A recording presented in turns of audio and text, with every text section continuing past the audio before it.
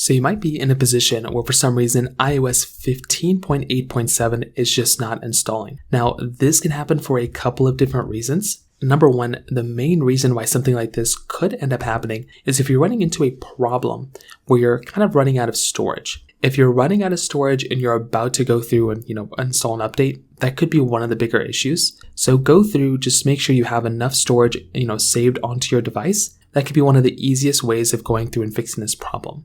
Now, another thing, you might have a corrupt version of that software downloaded. So what you can end up doing here is you can go through and basically just delete the existing update. So go inside of your general iPhone settings, go inside of iPhone storage, and try seeing if you can go through and basically update your iPhone that way after deleting that original update. So that could be another thing I'd recommend doing here too. If that's still not working, you can try restarting your iPhone. So go through, basically grab the buttons that you normally would to restart your phone, try restarting your device, and you want to see if that ends up fixing the problem for you as well, because chances are that might hopefully end up fixing the problem for you. So those are kind of the main ways to go and fix this problem. If you have any other thoughts or questions, please let me know in the comment section below.